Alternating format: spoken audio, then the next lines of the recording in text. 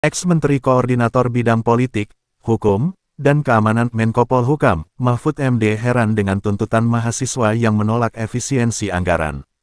Diketahui ribuan mahasiswa unjuk rasa serempak di seluruh daerah di Indonesia sedari Senin.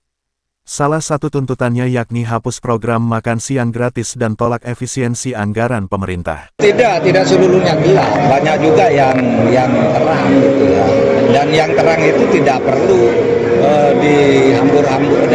diprotes kan banyak hal. Misalnya makanan bergizi gratis, saya kira bagus sebagai sebuah program. Efisiensi, siapa yang bilang efisiensi itu jelek? Sejak zaman Orde Baru kita marah karena negara tidak efisien. Lalu reformasi juga keluarnya tidak efisien. Lalu sekarang Pak Presiden, pemerintah sekarang memprogramkan efisiensi gitu. Karena dulu zaman Orde Baru saja inefisiensinya menurut Pak Sumitro kan 30%. Nah, sekarang itu mungkin melanjutkan temuan ayahnya Pak Prabowo, harus efisiensi kita lakukan.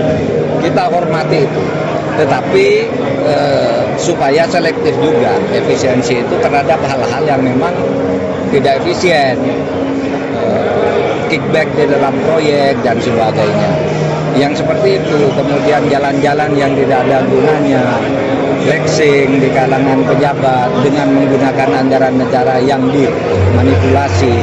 Nah, saya kira itu harus diefisienkan dan Pak Prabowo betul menurut saya. Tetapi harus dikritik kalau lalu bidang ini 10%, bidang ini 20%, bidang ini 60%, potong-potong gitu kan kurang.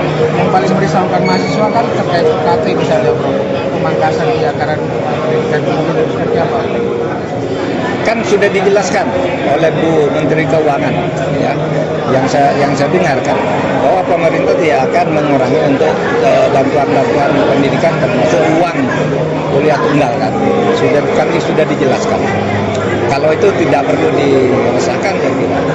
Tetapi memang yang perlu dibuka kerannya, katanya beasiswa baru dari pemerintah itu kan dibekukan. Yang lama yang sudah dapat akan diteruskan, tapi yang belum akan dibuka. Saya kira itu perlu dipertimbangkan untuk pendidikan.